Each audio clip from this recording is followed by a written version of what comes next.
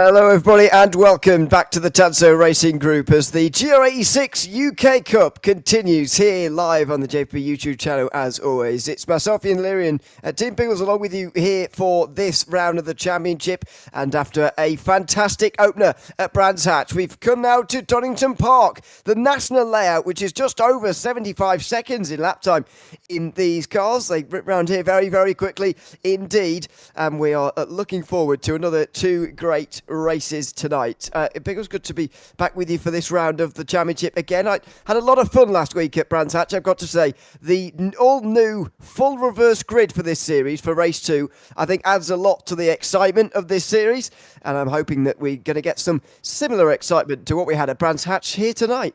Yes, exactly. Welcome everybody, and a big shout out to Jimmy Broadbent's charity event that we just wrapped up actually only several hours earlier on the JPBroadcasting network. We actually had the ability to do that. It was absolutely fantastic. There were lots of people following, and raised with including everything kind of total stuff, about £100,000, record breaking. The previous one was about 74,000. So this year around it's 100,000. So absolutely big hats off to everybody, and obviously Jimmy, Max was in there racing, everybody that contributed their time and their effort, and of course anybody that chipped in for some donations. It was a blast. It was chaotic on the track, mate, because you had MX5s in there and Corvettes, supercars, the V8 supercars, GT4s, all that sort of jazz. So, but once again, it was all for fun, all for charity. Drivers had to do dad jokes. They had to sing national anthems. It was all sorts of stuff. That might be a few dad jokes in this broadcast as well. We'll wait and see. But yeah, great to be along for that, of course, earlier on today. But of course, the racing continues on the JP YouTube channel. I don't say this enough, probably. If you're not subscribed to the YouTube channel, then do please consider, because there's plenty of racing that goes on all throughout the weeks in plenty of different series and so on. So yeah, great to subscribe and check out all the racing that goes on here on the channel. This time round, of course, this evening, we're kicking off our Sunday evening with GR86 Racing. There's plenty of it that goes on a Sunday evening, and it's great to be back with the Tanso Racing Group again for another season. This time the UK Cup, of course, taking centre stage. The qualifying session is just about underway now, and it looks like Sean Atkinson is going to be over the line first. He's already said hello in the YouTube chat, and now he's stopped typing and he's started driving into the final couple of corners. He will go not purple in either sector, and actually doesn't look like he's pushing very hard through that final sector. He surely will have more to give in the rest of the session, I would hope. Over the line he goes. We were in the low 16s for pole earlier. Where are we now? Looks like that time is not going to count. 17.1 for Peter Duke, though, just in behind. So that's the early benchmark that we've got. We're nowhere near the times that we were having in practice, but that's to be expected after just one lap time here in qualifying. Yes, exactly. And, well, I was just about to tell you there for a second as we have a bit of a look at some of these fantastic liveries. There's the old guy racing leagues are going off track at the moment. I was going to tell you there, Ewan, like, that car looks nice, but the muffler seems exhausted. There you go. First dad joke in. What have we started here? Oh dear. If two vegans get in an argument, is it still called beef? Okay, we need to we need to stop with the dad jokes immediately. I regret everything already. Oh dear. Well, this man is leading championship 87 points. So he's had 2 races, yes, 2 poles and 2 wins, 2 podiums. Let's see. You want to give us a hot lap around here when he's about to start one there, Ewan? Yeah, he's just coming through the first sector at the moment. That was the old hairpin down at turn number 4, committed corner at the bottom of the hill there, and in towards a difficult braking zone really through McLean's. Effectively going round turn 6 as you're braking for 7. Get up on the curb on the right hand side, not running too wide, otherwise you'll get an off track very easily around here. Up over the top at turn 8, you've got to just know where this corner is. It's a blind entry. You've got to do your practice, got to do your homework for that one, and not run out too wide as well. The car can very much drag on out there, getting too wide, and you can get into the gravel very easily indeed. Then in towards these final couple of corners, this is the chicane at turns 9 and 10.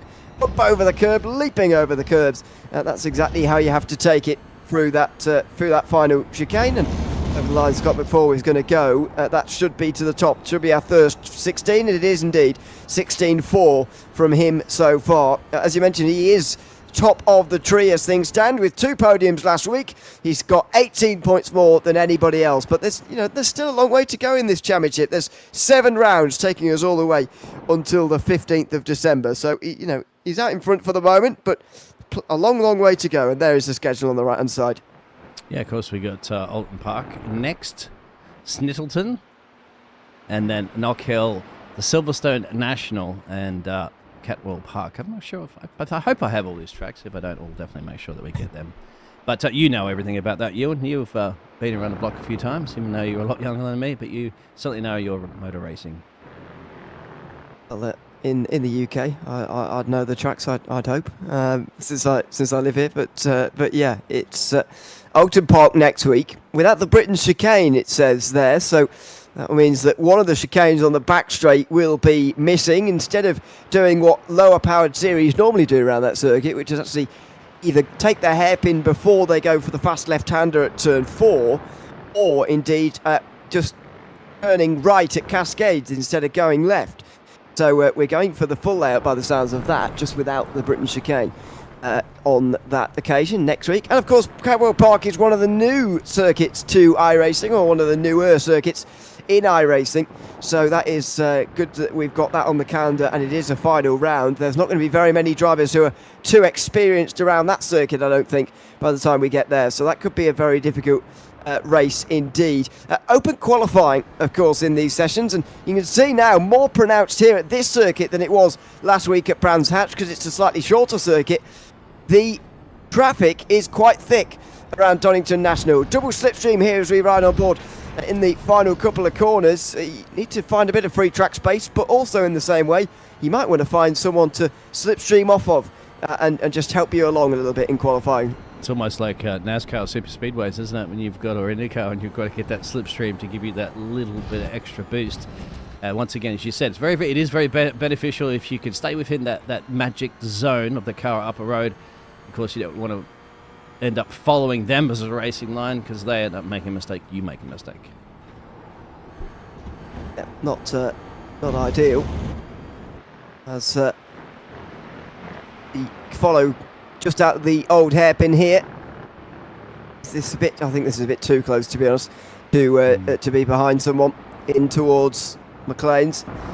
Pretty tricky to follow so closely, and still increase your lap time. Neil Kennedy is the one we're riding on board with at the moment. He's currently second in the standings, and just over half a second behind Scott McFall, who's leading. Now he's backing off again.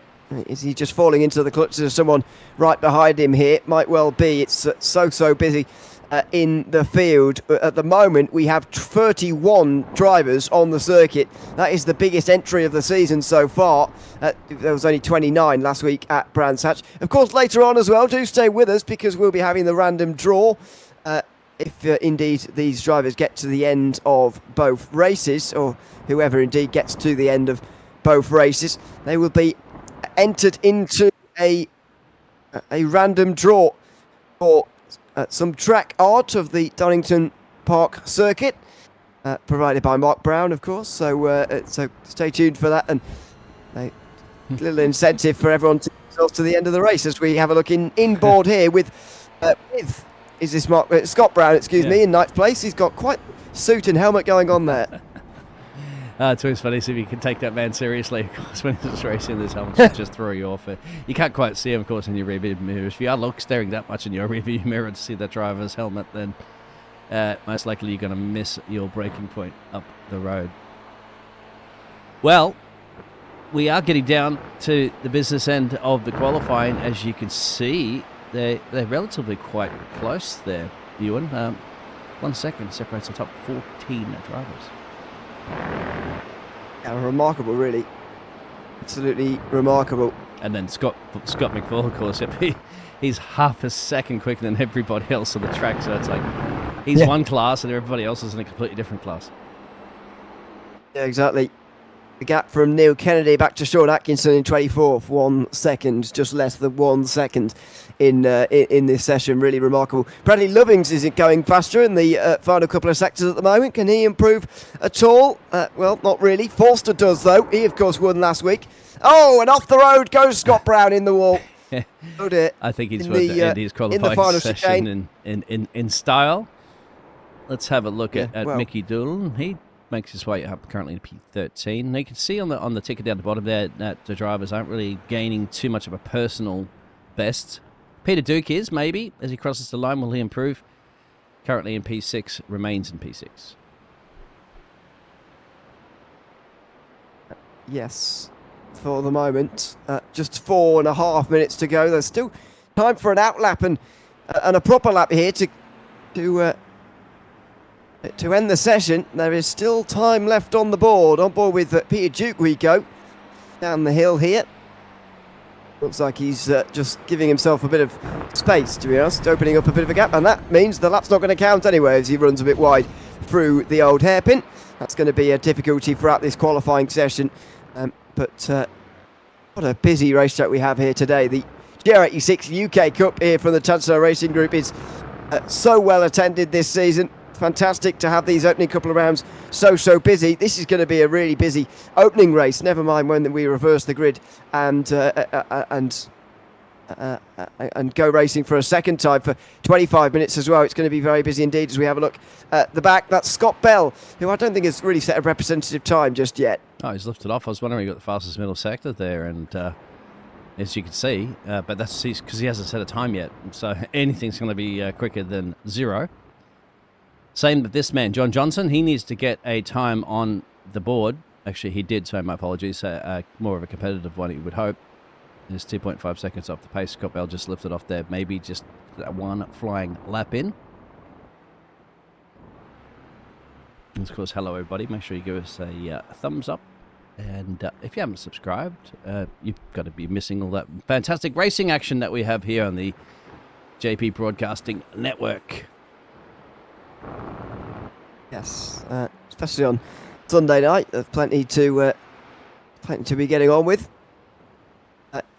Neil Kennedy goes over the line. These three are still running very close together. Neil Kennedy in the middle of this group. Just ahead of him in the standings is Mark Brown, with Dan Forster just in behind. I'll work out who's around Neil Kennedy at the moment. I think Adrian Hadfield's one of them. He's in the light blues, just dropping back there. We're looking backwards at the moment at the drivers at the back. Scott McFall going quickest in the middle sector, it says at the bottom of the screen there. So I wonder whether his fastest time of the day is going to get even faster, and it might well do here. Over the line for Scott McFall, and it doesn't look like an improvement on that occasion. No, it isn't. His other sectors, apart from the second one, were a lot slower. Unfortunately, Peter Duke over the line there.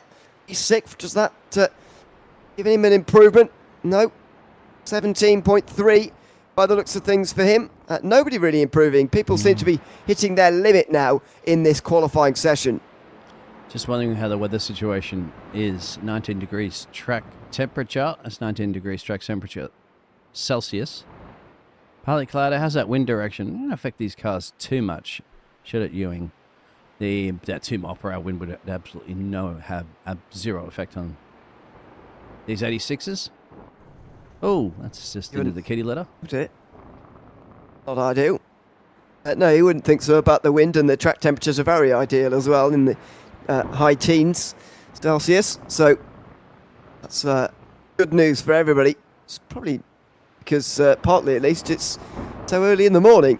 Tell us how to drive. 8:15. Scott McFall looking to beat his time already, which I think is probably going to be unbeatable at this point, considering he's 6 tenths quicker than everybody else, and he's got time for one more lap here, and we'll probably stick with Scotty to see if he wants to beat himself. He's the only one he really needs to look to beat here this evening for qualifying. Yeah, he did go a bit quicker than himself on that last lap time there. He's the only driver in the 16.3s. In fact, there's only another 2 drivers who are in the 1:16s at all. So that is just how quick Scott McFall is compared to everybody else. The big story, I guess, through the first part of this first race especially, is going to be who can stay with him here, who can just keep his slipstream and keep in touch with Scott McFarlane for how long in this opening race, because he is the overwhelming favourite to take it.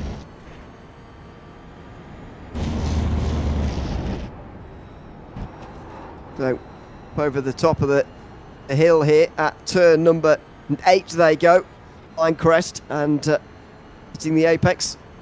So we have run out of time now, but the drivers do it. Oh, there they go. They're checking for that. I was going to say, we don't normally wait for everybody to complete the laps, but there we go. Finally, a couple of seconds delayed, and the session does come to a close. So that's qualifying in this field, and we're now ready for the 31 drivers to get underway at Donington Park. Let's have a look at the grid before this opening race. It's Scott McFall who unsurprisingly takes pole. Mark Brown will be alongside him. Neil Kennedy and Dan Forster, the race 2 winner from last week, will be starting from 4th. Andy White and Mark Proctor will be sharing row 3, ahead of Peter Duke and Peter Woodmore. It's Scott Brown and Alan McCain who round out the top 10, with Harry Price and Jack Holland on row 6. 13th will be Mickey Dolan, with Ben Groves in 14th place at the first of the UK and Ireland drivers in the field. Craig Corris is next, ahead of Lee Rylands. Adrian Hatfield and Baz Cutting are on the next row, ahead of Bradley Lovings and Rick Wishart, an All-American row 10. Dave Collier is 21st, ahead of Curtis Matthews, with Michael Vester and Terry Atkinson sharing row 12. 25th is Tim Walters, ahead of Sean Atkinson, with Michael Champlin and Michael Walters are on row 14. Clyde Comfer and Scott Bell round out the top 30, with John Johnson rounding out the field 2.7 seconds behind. So pretty much everybody's here. The 31 car grid here today. This is going to be a very exciting start to the race. Isn't it fantastic the turnout that we're having here for the second round? And it's going to be all about taking it easy into turn 1, sweeping right-handed corners coming up. Let's see if Scotty gets a good launch, or if Mark Brown can try to maybe send it and not let Scotty get too far up the road, which he looks like he's the one to beat here this evening. And he does. As the lights are about to come on. Pretty much everybody's in control. Oh dear, has someone blown their engine up in the background there? Or is that just a bit of smoke? It looks like it's a bit of smoke. It's just dissipated. But, oh no, maybe Adrian Hatfield has blown his engine there. He's disappeared from the field. Right in time, Bradley Lovings gets onto the field. But I'm afraid Adrian Hatfield will have to start from pit lane as the red lights come on. It's round 2, race 1 of the Tanso Racing Group GR86 UK Cup here from Donington Park. And we are underway. Scott McFall getting off to a decent start. It's Brown and Kennedy who will get into line in second and third place, but here goes Brown. Oh, he's gone too deep there. That was ambitious and brave on the outside from Mark Brown, but he's gone nowhere. And there's meanwhile cars off into turn 1. Alan McCain and Scott Brown have both gone off. Yeah, we'll go back and have a look at the replay on that one. Mark Brown did fully send it there, couldn't quite get it to stop in time there. Scotty held the inside racing line and says, okay, it's mine, and he has, but Mark Brown has recovered after getting out the kitty litter. He's still got that little bit of an edge over Neil Kennedy, and he is still in the fight. And he is. Down in towards turn 7 they go, side by side. Meanwhile, between Dan Forster and Harry Price for 7th place as the top 6 have gotten away. The battle for 7th is fierce, and Dan Forster's got the position. Jack Holland tries to go through on Price as well, and he gets it. That's 4 places made for Jack Holland here on this opening lap. Price goes very wide. He's going to have Peter Woodmore down his inside now. It's getting from bad to worse, I'm afraid, for Harry Price. He was up in the top 5 earlier on, and now he is dropping down again. 10th place he drops down to finally after losing these 3 places in a matter of corners. Peter Duke meanwhile has gone off at the final chicane, or has he just gone to the pit lane? I'm not sure, but he's coming down the lane now, and he's dropped outside of his top 5 position. Oh, here we go, 3 into 1, maybe even 4. Don't try it, gentlemen. They do happen to fall in single file. A couple of drivers are running a little bit wide out there. That looks like Dave Collier into the kitty litter. And, well, so far so good, putting in the right direction. That's Rylands going through and benefiting from it all. Lee Rylands comes through. Round the outside, steaming goes Wishon into 15th place. Collier's losing loads of places here. He's on the outside now of Baz Cutting, who's just tucked up the inside, but he's not quite been able to go through. Here goes Bradley Lovings on Ben Groves, who qualified up in 14th place. A big improvement on Brands Hatch. Clearly a lot more comfortable around here at Donington Park, but Bradley Lovings does get through up into 13th place. That's 6 positions gained for the American in the opening lap and a half of this race. So Scotty still leads from Mark Brown and Neil Kennedy, and then further back you've got Andy White, Mark Proctor and Dan Foster. But Dan, at the moment, Foster is he's trying to keep Mark Proctor at bay, as you can see, applying some pressure, but start another lap.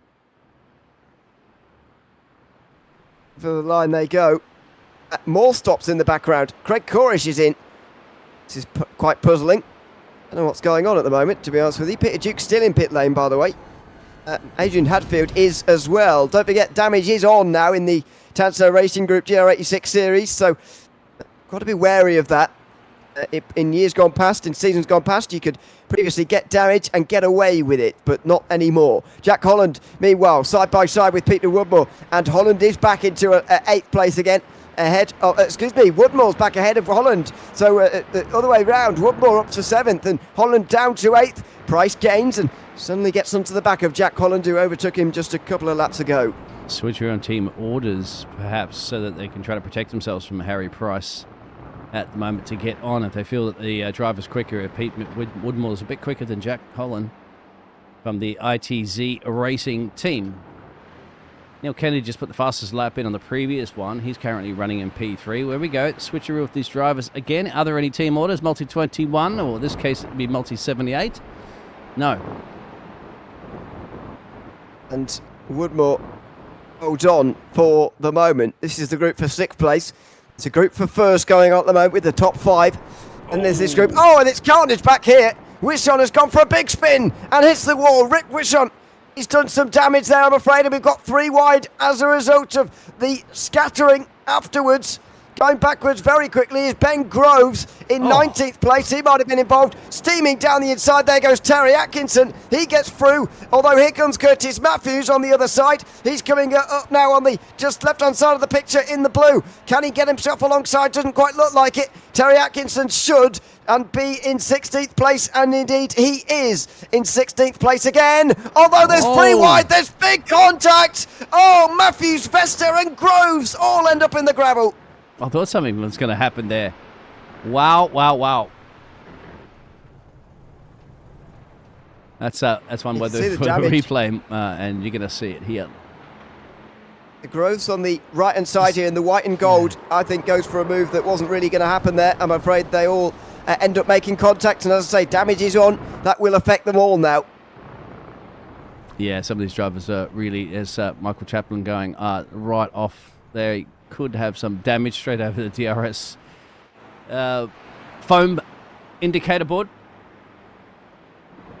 Some of these drivers, as you said, might have a little bit of damage. We don't know, especially too if you run off the area. We'll get damage on the back of the car. We have a blinking car that'll be very, very difficult to try to get the overtake down into the corner. Maybe they're just moving off. That's definitely going to frustrate some of the drivers. Race control might very much look at that. There he reappears now. Not in a breaking point in the corner where you want to see a car reappearing, is it, Ewan? No, absolutely not. This is about for 20th place. It's Scott Bell who's disappearing again in the darker colour here. He is just in behind John Johnston, who's made up great places after qualifying last. We're on board with Michael Walters, who's got a good view of it. Clyde Comfort will go steaming around there outside here in the red and white. He goes through, side by side into the old hairpin. Oh, and Bell and Johnston make contact. That was always going to happen into the old hairpin. They were on such a tight line, and it was always going to be difficult for them to get themselves through there. I don't know if there was any net code or anything like that involved, but we did see him on the screen, so if we could see him, so they should be able to drive other drivers, of course, before. But more importantly, Scott McFall starting to get a little bit of a gap now, 2 seconds. We kind of think Scott McFall will do Scott McFall things, which is just get up down the road there and make it very difficult to catch. But importantly, this is the battle for P2 now, and Andy White and Mark Brown have said, well, Mark, mate, you haven't caught him yet, it's my turn. And he's going to have to get past Mark Brown first if he wants to hunt down Scott McFall. See, as we make our way down the hill towards the old hairpin again.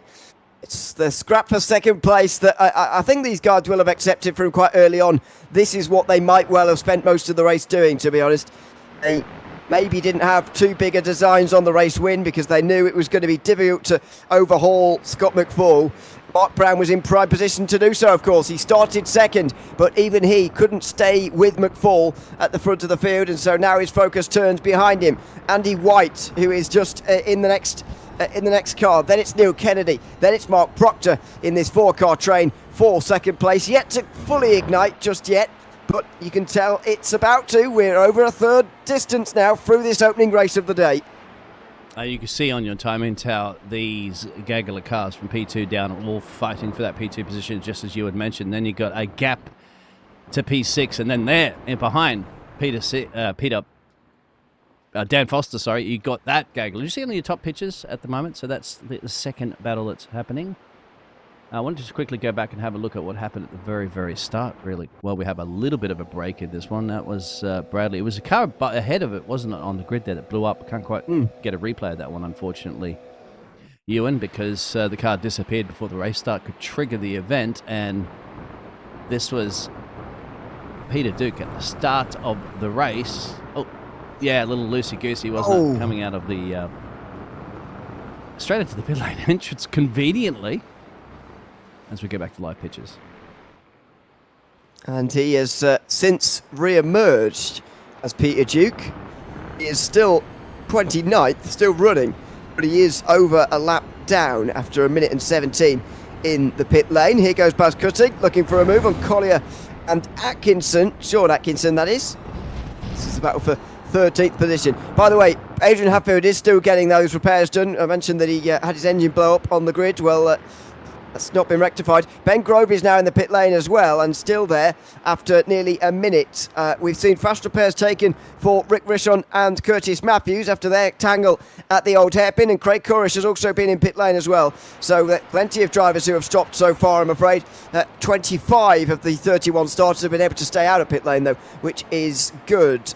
It is Mark Brown we're currently riding on board with, looking behind at Andy White, Neil Kennedy, Mark Proctor just in behind him, trying to take this position away. Still in the same position as they have been for quite a few minutes now. Tick-tock, he's trying to reach up there and grab the cookie jar where Grandma hides the cookies from Granddad. Bradley, is that Brady Locks or something like that? Hi to you, yourself there, and OGRL, the racing network. The Old Guys are Racing League, and Let's Go Old Guy Racing League. They currently, where are they at the moment on the grid too? Yep, they're not having the best of days. Curtis Matthews down in P28. I'm not sure, actually, if Bradley Lovings is part of the OGRL setup as well, actually. He certainly races in that league. But yeah, good to have them along, chatting away with us here this evening. Of course, that's another series we broadcast here on the JP YouTube channel on Sundays. This is Rick Rishon. This is his recovery from his incident. We saw this live at the time. We'll just rewind. Yeah. And yeah, it's through this final chicane again, which is causing a lot of the problems today. You wonder if you just lift it off a little bit then and try to turn the steering wheel, if you could flip it around. That's all happening, of course, in a millisecond. Easy to see that when you're watching the replay back. But sometimes you get a complete lockup. That's why you have ABS in your cars, isn't it? So you can allow the car to actually just rotate a little bit while it locks, releases really quickly. A full lock, of course, you're just going to go whatever direction that the momentum of the car is, and not too much you can do to steer it. Yeah, it's challenging for sure, and those curbs are pretty vicious round there, unfortunately. So, meanwhile, down the inside for Mark Proctor. It's a good run on the exit of this turn here, down in towards the chicane. Can he get through on Neil Kennedy, who's currently running in 4th place? He looks to the inside here, Proctor. It's narrow to go through side by side, and so he doesn't attempt it just for the moment. But look at what that's done to the group. Brown and White now get further away in the battle for 2nd and 3rd. The battle for 4th very much becomes a pairing now between Kennedy and Proctor. And then the battle further back down the field there from 13th. Oh! There's a little check-up reminder to say, all right, day late, dollar short to take that corner, son. And that was, well, they're further down. They're just starting their lap 10 at the moment at Ewan, but of course it's a time-based race. I hope I'm correct on that one. Oh, yeah, it is indeed. Just under 8 minutes to go. 20 minutes for the first race, of course. 25 minutes for the second. Oh, dear. Scott Brown off the road again. And this has been a difficult race for Scott Brown. He qualified inside the top 10. He's no longer there. He's spun trying to get back onto the racetrack again in the GR86. It's not the most powerful beast in the world, but unfortunately, he's spun it around again, and he drops down more places in the field. What a difficult race we've seen for him so far today. He's still going, mind you, but very, very challenging indeed. He, of course, will benefit now from the reverse grid, which he's probably going to be thinking about now. Everybody gets reversed for the second race based on their finishing positions of the first race. So bear that in mind. We are going to see just about who is going to be on pole a little bit later on, and indeed which of the big names, like Brown, for example, are going to be up towards the front when this second race gets underway. Get the slipstream, break the dirty air at the moment. That's Lee on Mickey. Did a little bit of door banging going on between the drivers, and that's perfectly fine. If you want to get the overtake done, you do have to get your elbows out. But Mickey's not making that too easy. And this is the battle currently on your pitches for P10. Yeah, this is a good battle down the field. There's quite a few pairings in the field now, actually, rather than full-on groups like we were seeing earlier on. I felt that. Here comes Rylands. Rumble strip through my chair. Yeah. 5.8 seconds up to ninth place. This is very much the last they're going to get here. And Mickey Dolan goes off. Well, he's rather driven himself off the road there. And Lee Rylands will say thank you very much, and he'll take the place. You'd have to, wouldn't he? Because that would be gaining an advantage somehow along the line. You'd scrub too much speed surely into the kitty litter. Mowing the lawn. As this battle still brewing, as well as that battle for P2 is brewing. So there, give or take, you see on the timing tower about 20 seconds. When that timing tower goes into the orange, if you are new and tuning in for the first time, we might have some new viewers, of course, tuning in to the James Parfitt Broadcasting Network from the amazing charity event that's just occurred. So if you are new, and there's a timing tower up there to your left, as it gets into the orange, that means the cars are within half a second. If it's in the yellow, they're within a half a second to a second, and then so forth, so forth. Yep. Just to make it easy to know who's close together, and indeed which battles to look for next in the field, because there are plenty of them, and a group reforming here as well for sixth place between Holland, Woodmore and Price, and Forster, of course. Dan Forster, who's at the front of the train, looks up the inside here, does Holland. Doesn't go for it at the blind right-hander of turn 8, but he's got a tighter outline on the exit here. That's surely too wide from Forster, who won the second race, of course, at Brands Hatch. He is going to be under pressure now for this sixth place. Here goes Holland, steaming down the inside. Oh, he's not going to be late enough on the brakes this time to get through. They could get the exit here, because you can see Dan really through that car in there, just bouncing off the curbs, but nope. Once again, he's going to have to try it again. I thought he was going to send a late send in there, wasn't it? But then again, once you do send the late send in, you're going to scrub your exit speed, and there's going to be the counter attack immediately. This is fun racing at the moment for P6. Running out of time. If you do want to get the overtake done, probably only give or take, 2 laps, maybe 3 at best left, depending on where Scott McFall is when he crosses the line for the last lap. I reckon there could be 3 more when he gets to the line here. Oh, that's wide. Oh, went off. Goes Forster. He nearly caught it. You can catch the slide sometimes in these cars, but if they snap and start to snap the other way, then you're in trouble. Holland goes through. Woodmore follows. And Harry Price goes through as well. Forster down to 9th place with that one mistake. That's all it takes, just that one little mistake, and especially, at least you've got a bit of runoff area, so you will be able to just drop a couple of places so you're not into the fence. But it will be a little bit frustrating when you saw that before from one of the drivers in a frustrating spin, because they hit the loud pedal with all the grass and grease and all that all over the tyres, and you just spin all around there. But you just got to be cool, calm and collective. Harder to say up here than down there than it is up here. Easy for us to sit here and... It reminds me of the super cheap and talk auto about how, livery here that Alan McCain has sporting on his car, the 313. On the outside of Terry Atkinson here into 15th. And he get down there late on the brakes. It's quite late on the brakes. He's got it. How can he get the exit as well? He bounces over the curves, and Atkinson doesn't get the run on the exit here. Tim Walters will be coming through as well now in the slipstream, and he tries to defend as Terry Atkinson, but he can't. He can't stop Tim Walters coming through on the inside. Atkinson will try and keep him on a narrow line, but it won't do anything for him. He's going to cut back instead. Oh, he bounces over the curb, bobbles as he goes.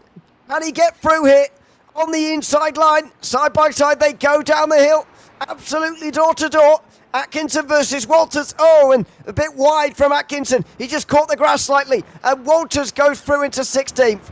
Wow, that's absolutely fantastic racing. You thought the job was done, but it wasn't just yet. And a little bit of strategy at play there. And a slight little mistake at this level of racing costs you quite a bit. Further up the field there, Peter Whitmore and Harry Price. We saw after Dan making that little bit of mistake that's behind them, won't probably have enough time right now to catch back up to them unless they both to come together. This could be the last shot right now for Harry Price to send one up into turn one. He's going to back off into the switcheroo probably there, Ewan, as we've seen before. He's going to get the run down the hill, but no real way through down here. It will be last lap when they come through next time round. By the way, Scott McFall is just coming up to the back end of the field, actually. As he makes his way to turn 7 as things stand.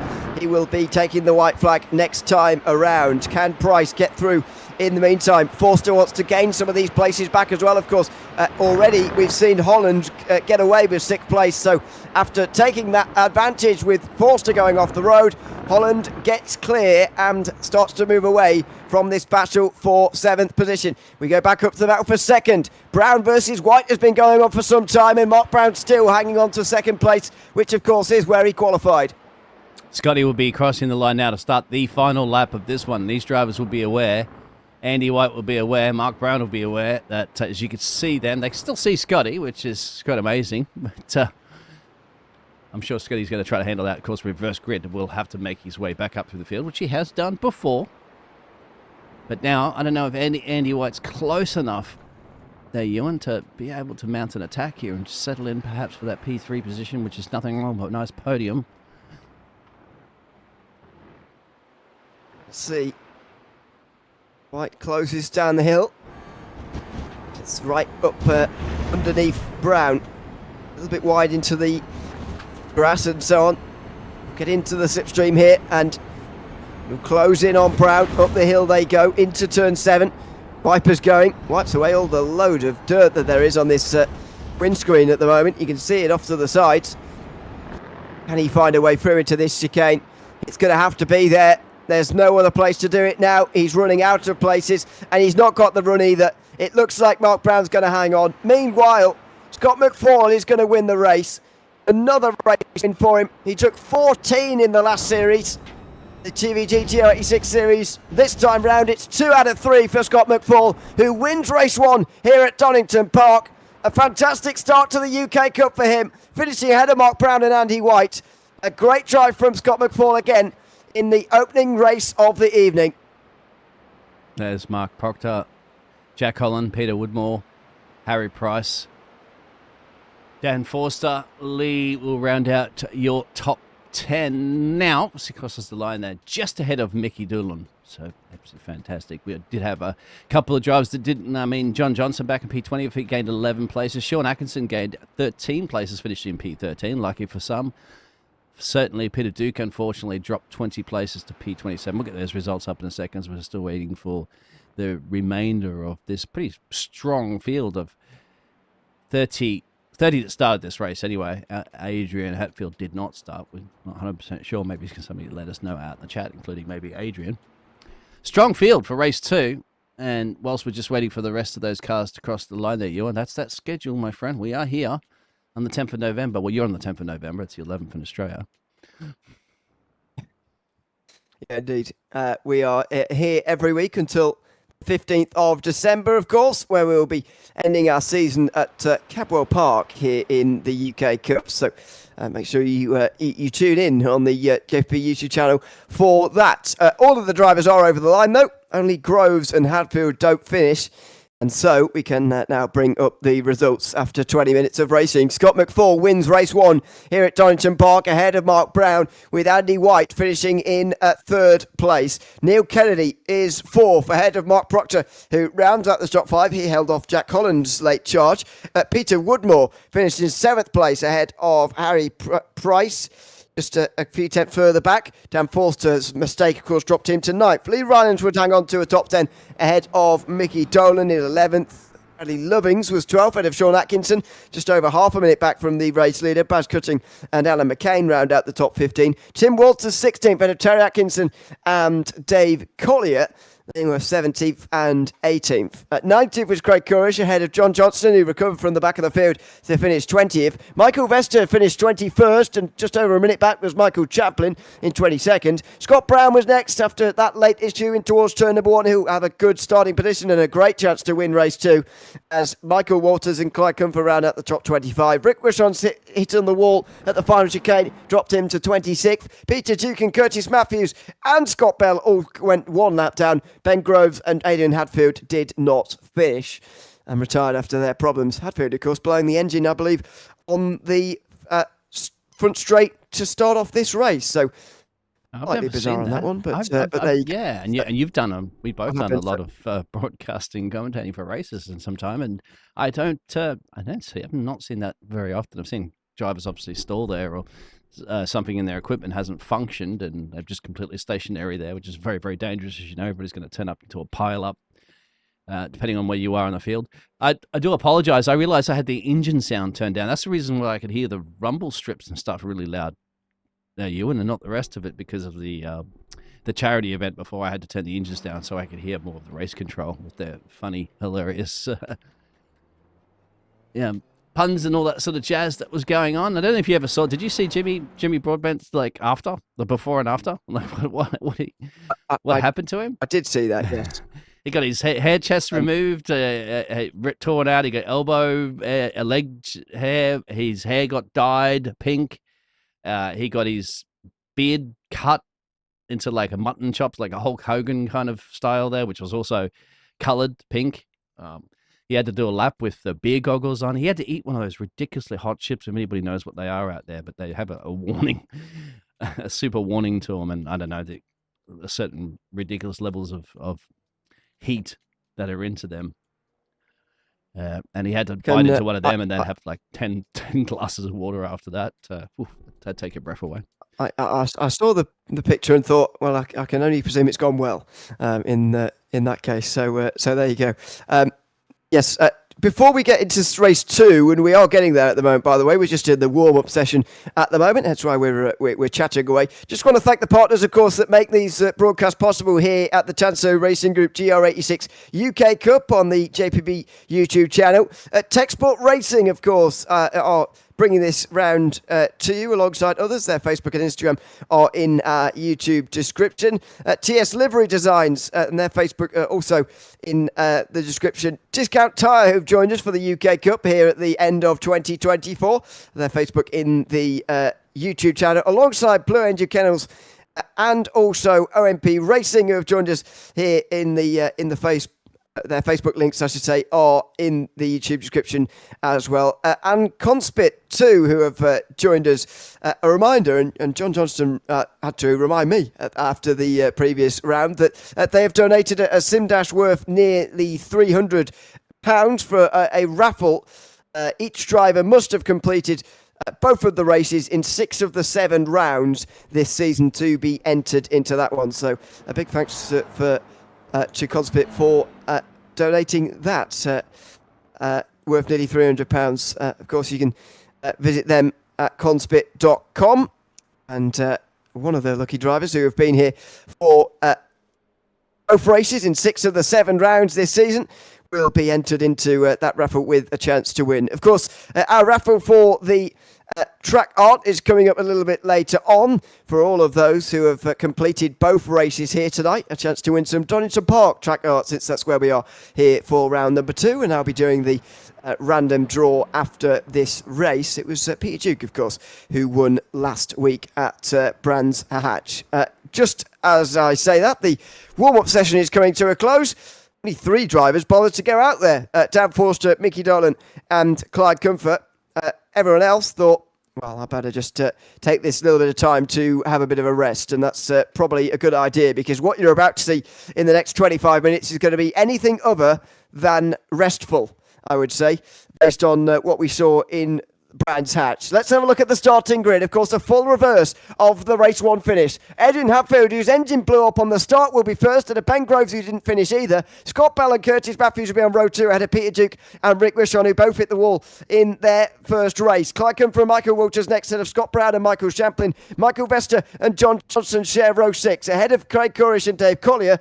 Terry Atkinson and Tim Walters are on row 8 ahead of Alan McCain and Baz Cutting. Sean Atkinson and Bradley Lovings round out the top 20, with Mickey Dolan just outside. Lee Rylands, the last driver to finish inside the top 10, of course, in the opening race, is 22nd, ahead of Dan Forster. Harry Price is 24th, ahead of Peter Woodmore, 25th. Jack Holland, Mark Proctor, Neil Kennedy, Andy White, Mark Brown and Scott McFall round out the 31 car grid for this race.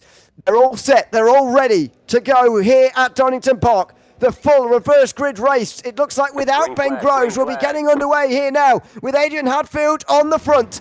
Underway as the lights go out, and Hadfield doesn't get off to a brilliant start here. It's Peter Duke who's going up the middle in the orange like a rocket at the moment, from 4th place on the grid, already up to 2nd and looking for the lead. Oh, he just looks up the inside of Adrian Hadfield, who he puts off, and he spins nearly in front of the field. He gathers it just in time, but Peter Duke has got himself from 5th on the start up to the 1st place, just in the space of 1 corner. What a launch, and here goes Curtis, and he's in the middle of the track here. That's going to be a little crazy for the other drivers to avoid it. Wow, that's going to be a massive pile-up.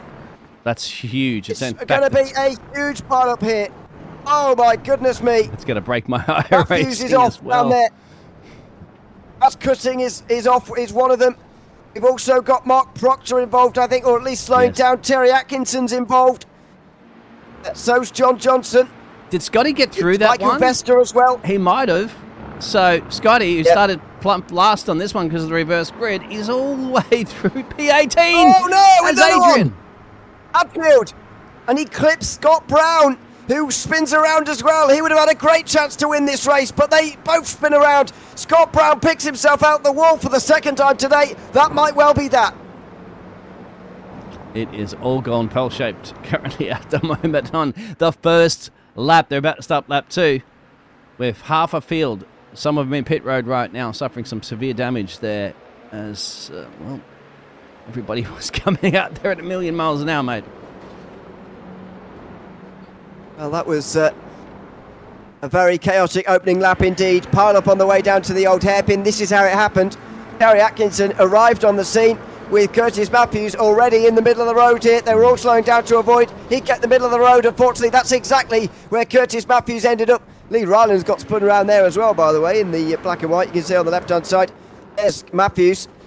I mean, there's not a lot he can do from this point. It's just one of those free wide moments down the kind of curves, really.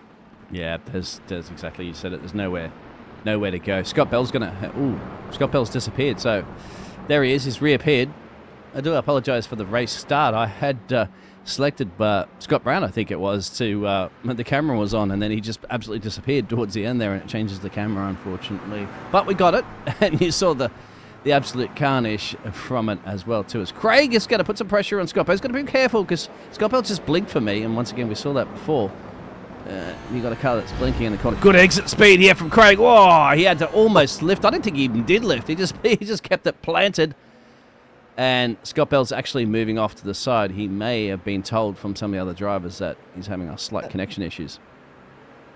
He just had a slide there, and so he's just recovering from that through the final corner. Oh, that's a big dive down the inside from Bradley Lovings, who makes contact with Walters. He goes off. Oh, this is Harry Price coming through. Look at the positions he's gained. And so is Mark Brown as well, but he's off. Oh, big crash down the crater curves for Mark Brown. He'd made 23 places up to that point. He was steaming through the field, but it's all come to a crashing end, I'm afraid, for Mark Brown, who's in the wall, and he will have to get some repairs after that, I'm afraid. Price is up to 6th place in a great start from him, but Brown, I'm afraid, has seen his brilliant start ripped away from him. That's one driver's misfortunes, another one's gain as well too, because Jack Holland's up 18 places, Harry Price is up 18 places, Scott McFall just up the road here from Scott Bell, 20 positions gain, and on the hunt for another one right there as he's tucked up on the gearbox currently of Sean Atkinson. Absolutely. So Scott McFall getting close to Sean Atkinson, but no, as Jack Holland gets past Dave Collier into the final chicane. Should be a simple move for Holland. He's made up the most places of anyone inside the top 10, 19 gain, but Scott McFall has made up even more. There he is in the background, just on the right-hand side there of Sean Atkinson, I should say on the left-hand side. Round the outside, he's going to go for 10th place this indoors turn number 1. Gives a lot of room to Atkinson, and he goes through into the top 10 again for Scott McFall. Can he get onto the podium just as he did in race 2 1 week ago? Yes, probably. There's a good chance that he will. Scott Bell's still blinking a little bit. Well, more importantly, he got past this gaggle of cars, this hornet's nest that's brewing here, and that's very, very crucial for him to do that, because there's a good chance that somebody might be going around somewhere else. But here's Scotty. Oh! Speak of that, no, it's come together with Tim. And yeah, Tim Walters off in the wall. You can see the Jacques Villeneuve helmet design sort of on the car there. That's certainly Tim Walters he's made contact with. We'll have a look back in a few moments' time as to what happened. Andy White goes off in the meantime. McFall was trying to make the place here on the outside line. He was on the right. Didn't see. Oh, and they just get stuck together a little bit there, I'm afraid. And off goes Walters down the order, I'm afraid. McFall recovers, though. He's back into 10th now. He was very lucky he didn't get taken out the other side. That would have maybe not race. I wouldn't say race ending for the likes of Scotty, because he can still battle his way back up through the field there, but it just would have been an extra task that he wouldn't have needed this evening. Jack Holland and Michael Waters. Looks like Jack Holland just got past Michael Waters, but they're right on the back there of Craig Price. Harry Price. Yep. 5th place for Price. 19 so far. Holland here with Michael Walters and Dave Collier holding on quite well. The gap at the front is going very much the way of Peter Duke at the moment. 4.4 seconds for him over Rick Rishon, who is second. Clyde Comfer and Craig Corish are battling for third, meanwhile further back. But this is the battle of those who were up towards the front in the opening race of the day, of course. In the championship standings, Scott McFall is the current leader, of course, scoring 87 points in the opening 2 races. He's ahead of Mark Proctor by just 18 points after the opening round, and so it's important for those who were up there in the first race to be try and get up there again, as McFall now tries to get through on Sean Atkinson. He's already done this once, of course, but after his incident with Walters, he's had to do it again.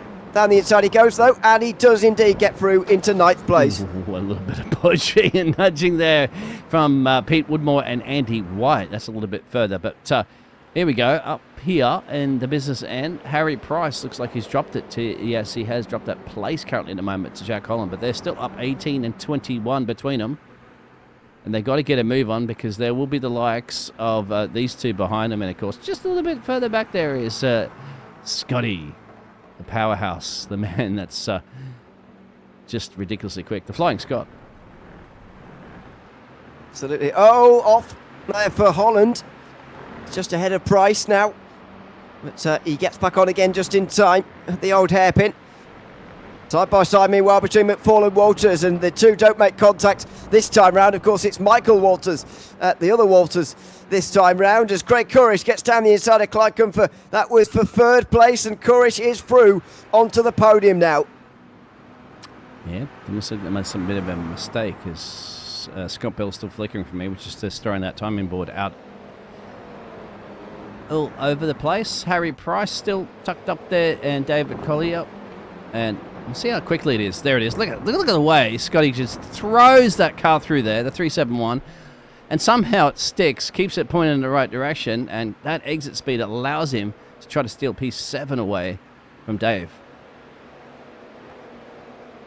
And the inside, McFall goes through. on Collier. Pass. Nicely done. And through he goes. Down the hill goes Jack Holland and Harry Price here. This is going to be the battle for the best place of the battles, I should say. The top 5 mostly not fighting, as that's Scott Bell who drops back there. He seemingly is towed back to pit lane. Terry Atkinson also comes down pit lane for some reason. He's come off track there, unfortunately. We'll see if Mr. Holland's made a mistake here. If Harry Price is going to steal that one back. No.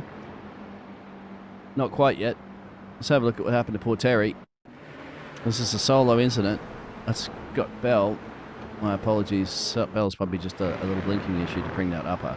Here's Taz up with the TS Liveries machine. And that's off into the kitty ladder, but he should be okay, right? Back onto the track. So, I don't know why he's elected to tow. Okay. Oh, he's way off in the background. Oh dear, off in the background goes Tim Walters. Oh, no, that's not Tim Walters, is it? It's Andy White, who's just gone off back there. Yes. Woodmore will try and come through on him as a result, and will get through as well. Andy White dropping back as a result of going wide there through the final corner, and so he drops down. Holland, meanwhile, gets to 5th place, and look at this. Scott McFall gets onto the back of them. If he gets past these two, he will finish ahead of most of the drivers he was battling closest with in the opening race of the day, and already out of the old hairpin. Not even 10 minutes into this one, he's alongside Price here in towards turn 7. He breaks late, and that is a decisive move from Scott McFall down the inside. He makes his way through and gets up into 6th place. He'll break that little battle that was brewing there, wasn't it, between Jack Holland and Harry Price, and Scotty's in the middle there. I don't know if those two drivers are going to be like, okay, well, still, Scotty just set the fastest lap on that last lap, and that's slicing and dicing through the field too. Ewan, imagine what he'd be doing if he had clear air. Tim Walters heads into, or still in pit road at the moment. Look at the way he just throws it through here and he gets the exit speed. I'd have to say that Jack actually did a pretty good job there as well. So he managed to slice and dice his way through there. They're still on the back there, starting to catch on the back, more so there, of the Northern Lights racing team, piloted by Clyde, as you can just see in the red and white machine. Scotty, what do you reckon out there in the chat? Please let us know. Do you think Scotty will be in the lead of this race by, we still talked about this the other day, didn't we, Ewan? But 10 minutes to go? I do think it's going to be difficult for him to catch Peter Duke. You know, Duke's a very quick driver indeed, and it could be difficult for him to catch. Oh, look at this! Alan gets past Clyde Comfort, and here goes Scott McFall as well on the outside line. Goodness me!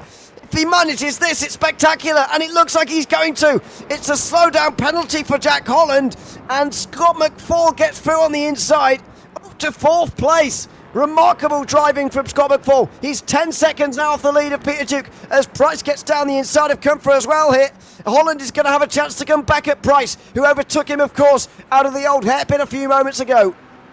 Yeah, I was having a look at the gap there. Scotty has 10 seconds now to catch Duke, so that's what's going to be on his mind as these drivers are battling just to get themselves some good points in this championship round 2. So now I think they've just kind of let Scott through, haven't they? They've just, although they're battling, and they're going, all right, thank you, Scott, you're up the road there. You're not our problem for us anymore. Let's continue our battle there, Harry, Jack, and Clyde. Alan, actually, McCain's joined this party. He's just got past Clyde, who's dropped back in place now there, Ewan. So there you go. Yep. Alan McCain moving forward. 10 places gained so far. Good return for him on this race so far. Not as good though of Scott McFall, of course, who has gained 27 places so far. If he completes his run right to the very front of the field, he will get 30 places gained, and that is going to be a difficult record to beat, to be honest, throughout the season. Of course, last week he managed to gain 26 all the way up to the 3rd place, so I wonder whether he can gain, was it 27 maybe? But anyway, if he gets one more place from Craig Courish, he'll certainly get the record as Collier gets through on Clyde Comfort, who was running inside the top 5 not so long ago. Now he's in free fall, Clyde Comfort, as he's passed by Dave Collier, and Terry Atkinson's there as well, although he's a lap down. I was just wondering, see where the car was there. I'm like, who's that? You said it was a lap down. Peter Woodmore And Mark, a little bit further down there, that's Michael Waters too. And, well, Andy White's charging down Mark Proctor on a rapid racing for the BP racing machine up the road. We'll still keep an eye on that little delta to see how quickly Scotty can catch him. Scotty just set the fastest lap again. Now he's in clear air. He knows his target is about 10 seconds and change up the road, probably about 9 now, Ewan. To try to hunt down Peter Duke and take this win for a remarkable last to first challenge. Absolutely. I still think Duke... I'm still placing my bet on Peter Duke at the moment, to be honest with you, but we'll see. What's the gap now? 8.7. It's going to cost him time overtaking Corish and Wishon, don't forget. But he is gaining about a second a lap in clean air, is Scott McFall. Even that, though, is going to take him a good 10 laps, and he doesn't have 10 laps in this race. He'll have less than that, so it's going to be very interesting indeed. Clyde come for the cork in the bottle here in this group as Terry Atkinson's trying to stay out of the way of everybody. He lets Sean Atkinson through there, perhaps unsurprisingly, and now he's going to push him down the back straight. Yeah. I like that bit of play working here for the drivers, the gladiators, in this arena. You can see that battle currently on your screen about P11 down. There is still that battle brewing, and it has been brewing for some time, but we'll keep our eyes here because this is where you're going to see majority of the cars in this Hornet's Nest. So you can throw a blanket over if you want. Ooh, there's a bit of dog banging. No! Woodmore and Lovings. Peter Woodmore down the inside of Bradley Lovings. Oh, he's just squeaks through into 11th place. Goodness me. That was close. Right, he's put himself across the nose there of Lovings as here goes Scott McFall. He's just got less than 10 minutes to go. He knows time is against him, and he gets through on Chorus in towards turn 7. So that's one ticked off. Now he needs to get past Wishon as well with similar speed as off the road goes Andy White here. Goodness me. Airborne. As Mark Proctor and Michael Waters, battle of the Mark and Michaels, the double M's. 13th place, the prize for those two, as Gary Price versus Jack Holland in towards the final. Oh my goodness me! Holland went big over the curb there, and Alan McCain doesn't need a second invitation. Off in the background. Is that Dave Collier? No, it's someone a lap down. By the looks of things. As meanwhile, could have been, yeah, is indeed. Scotty was very close to getting Rick here for P2, and at 7 seconds, going to seem like it's a lot of time for Scott. He knows he has to dispose of Rick as quickly as possible, and then try to hunt down Mr. Peter Duke if he has the time. Time is not on his side at the moment. He can't afford to be held up this lap. He's got to get past in this lap for sure. Yep, there's 6 laps to go, I think, at the end of this one, as per my calculation. So he's got to get it done here. Round the outside he goes through turn 7, and that's a very good pass indeed from Scott McFall to get up into second. Wishon now just ahead of Chorus. Those two are going to fight for third place, between themselves, but 8 seconds. 8 minutes to go. He needs to gain about 1.3 seconds a lap, does Scott McFall, if he wants to be there behind Peter Duke by the end of this race. He could. The last lap that Peter Duke did was a 17.1.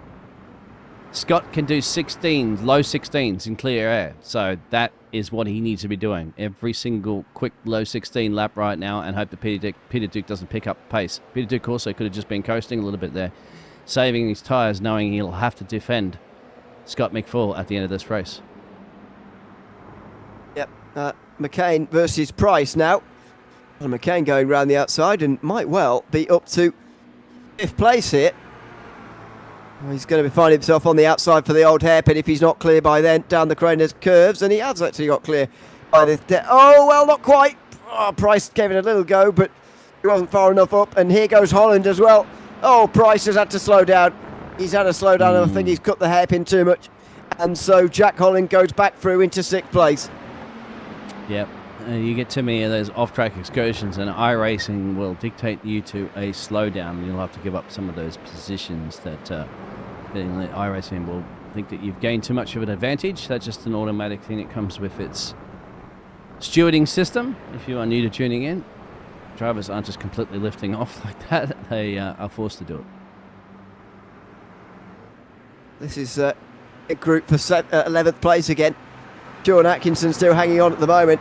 Head of Mark Proctor, who's looking up the inside here. That's a very narrow line if he wants it, and he's not going to, surely. Bradley Lovings instead will go around the outside of him, and he'll get through. Here goes Andy White. He's got to have the run on both of them. Oh, and into the pit lane goes Bradley Lovings. Well, that's short-lived for him, rather, as Andy White gets through on the outside line of Mark Proctor here. He should be through late on the brakes. No, not quite on the outside line. Have to run right round here. But he's not quite going to manage it. It's going to be Atkinson versus Proctor. Proctor versus White, I should say. Down the hill here for 12th position. Could have actually completely closed the door on him, but they are doing the right thing. They are allowing enough space. It could be a lot more aggressive, tell you that right now. But thankfully not. Keep an eye on that gap. 6.5 seconds to the race leader. Scott McFall is. And last lap, just to let everybody know, from Scotty, a 16.5. Last lap from Peter is a 17 flat, so there was only half a second he sliced at him in that last lap, Ewan. Exactly. I don't think this is happening for Scott McFall. I mean, even if he did his best lap of the race, he would have only gained 0.8 of a second, and he needs half a second more than that. So, he's just he's had a small internet problem there. He's okay though. 16.4 through him that time round, so another 9/10 gained, and you know it's decent gains for him, but it's just not enough at the moment. Yeah, that's just to catch. Remember as well too. It'll take a lap or two to overtake, because you saw, that when Scott, he did have to take at least a couple of laps, like put two laps there to catch, to overtake Rick Wishton, wasn't it? Because he caught him pretty quickly, but it did have to struggle a little bit to overtake. Because of course you're looking at overtaking a man that's strongly running in P2, but. Here is Craig thinking about a similar situation that Scotty did a couple laps ago. Can he get the job done? Let's see here for second place. Wish on the back of Wishon. This could be a battle to the very end here, as we are about to cross 4 laps to go, by the way. Or Peter Duke. He's just coming into the final corner now. Oh, and off the road goes Wishon. That's going to be an easy pass for Chorus, by the looks of things. A very... you'd think easy it would mistake to make. No. Mistake at turn 8, but no, he doesn't punish it. Wow, that's surprising. It is. Some of the drivers can gain an advantage by going off track there, really, isn't it? Like, it doesn't give them that much of a slowdown, even though you are out in the grass. For some reason, just somehow, maybe in this virtual world or even in the real world, you don't lose that much speed. Who needs tarmac, mate? Let's turn this into a grass track. I think you need it for the corners. I think you'll lose up too much speed if you go out grass in the corners. Well, the battle for 11th is back on again here. Atkinson versus Proctor. Proctor down the inside again here. In towards turn number 1, and through he goes in that position. So, nice move made by Proctor. Ahead of Atkinson, then White, then Ryland, then Dolan. In the group, side by side again. Wishon back ahead of Corish all over again here. Craig Corish trying to find his way through here onto the podium at the expense of Wishon, and not able to do it just for the moment. Corish forced to the outside line now for turn number 8. Gap to leader as well, 5.1 seconds, Scotty. He'll be about 5 very soon, but I think you might be right, Duke. Should be able to hold off with two laps, maybe 3 at best. Probably 2 now. That may be that 31-1. It's just a little too much out of reach, especially too when he had a little contact, didn't he, Mr. Scott McFall? So he had to recover from that. That may have been just that difference that didn't just drop that a little bit of time there to allow Peter Duke to hold on to that lead and win the race. The battle for 12 is now the one to look at here with the amount in the group. It's no longer involving Mark Proctor, who's got clear now. Sean Atkinson, who's very much been the cork in the bottle here. Andy White looking to gain his 17th position on the race. Oh, he just turned in too early there for turn 1, and so he'll have Lee Rylands right behind him here. Rylands, of course, was spun in that instant down towards the old hairpin on the opening lap in that pile-up. He didn't really get damage, but he did get delayed. Now he's looking for 13th position here. Still positions gained on the day. He started, of course, in 22nd place. He is back now knocking on the door of 13th place with just under 2 minutes to go. Where is our race leader? There, currently in the final couple of turns. You can see on the track map up there. There goes Mr. Peter Duke. Won't be the last lap. There was no Barney waving a white flag. There's Barney. There's Scotty. Got to hunt him down. 3.9 seconds. 2 to go. 2 to go. Thank you. So we've got time to squeeze another couple in. And Scott McFall basically needs to gain 2 seconds a lap now, which is looking pretty impossible unless there's a mistake from Peter Duke. It looks like we're going to get a third different winner in 4 races. Of course, Duke finished the first round of the championship in 4th place after 2 great results at Brands Hatch. First race here at Donington might well just hold him back. Oh, is he has made a mistake. Oh, I was talking about he had it in his hands if he didn't make him an error. But Peter Duke has made a mistake. Oh, Scott McFall is going to win for the second time tonight. It was a forlorn chase for him. Peter Duke was pulling away. He was cruising. He should have been cruising, but he's made an error and he has dropped back to 2nd place. It's disappointment at the very end for Peter Duke. Yeah, we'll have a look at these 2 as well. Going for a 2 for now again. So that's Rick and Craig. We'll go back and have a look at the replay of that one soon. I just don't want to miss this live action. Otherwise, we're going to be looking at replays and replays and replays, which we will actually after the race. But you're right. Peter Duke has to... Oh, that race win just slipped out of his fingers. We'll have a look specifically why in a second. Mark Proctor. Yeah. And Mickey's gone off somewhere there recently, mate. But we'll go back and have a look at that one too. There's going to be elbows out here, mate. There's your door banging. And looks like Clyde had just lifted off there. Real quick. Peter Duke. Is it the checker flag? No. Let's have a look. Yeah, this is the white flag now. But before we end the race, this is what happened to Duke. He just loses it on the way into the old hairpin. Spins around on the inside. Must have heard my commentator's curse, so he's gone off at the old hairpin. A real shame for Peter Duke, such a shame. He was on his way to a race win for sure, but it's not going to come any longer. Here is the battle for 3rd place then, as Corish has been caught up, along with Wishon, has been caught up by Alan McCain and Jack Holland right at the end here. Are we going to see a podium snatched away from Craig Corish at the very end here? He's 13th in the standings after the opening couple of rounds of the championship. Of course, it was Dave Collier who managed to get onto the podium in perhaps surprising fashion in the 2nd race at Brands Hatch. Can we see Chorus doing that role here in race 2 at Donington Park? Meanwhile, Scott McFall wins his 2nd race of the evening. It's a great recovery through the field. 30 places gained for Scott McFall. He'll finish ahead of Peter Duke, who will be bitterly disappointed with the end of that one. Craig Chorus does indeed hold on to 3rd place. A great podium for him, and perhaps an unexpected one as well. Brilliant. And, what a drive from Scotty. We're definitely going to hear from him about that. Oh, still a final battle. Could be a photo finish for these drivers further back in the 11th, 12th position. Look at that, 99 thousandths of a second difference there, as Clyde will just beat Sean Axon and Lee Rylands to the line. And then you got 9 seconds or so back to the rest of the field there. There he is. Michael Chaplin. Adrian Hatfield, Dan Foster, and the rest of the field still coming through here now at the moment. Just a few gaps to speak of in the field. And looks like we are going to get 26 finishes on this 2nd race. So that will be how many we get entered into the raffle, of course, for the Donington Park track art. And we'll be doing that draw in a few moments' time before the interviews. And I've got the list of drivers, so I know who's who today.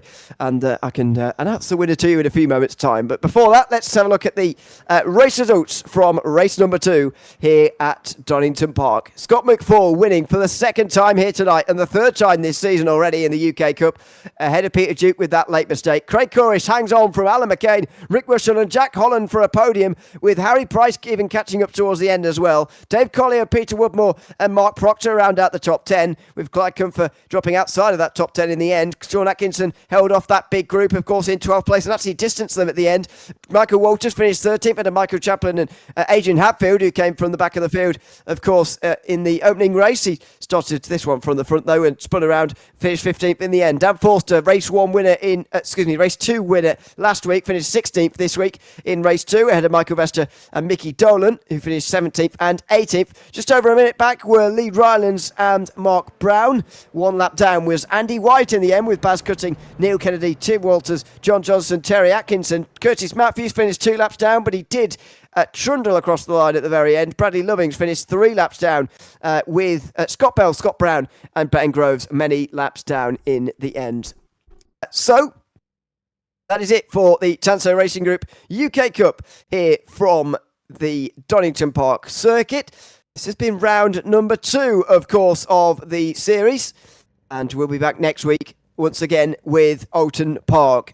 But now time for the raffle. Just one quick thing though. Scott McFall coming into YouTube chat saying that won't happen each week. Good race or good stream as usual. Thanks very much. And giving a shout out to Conspit and the Tanso Racing League guys, as always, of course, who do a great job putting on this league.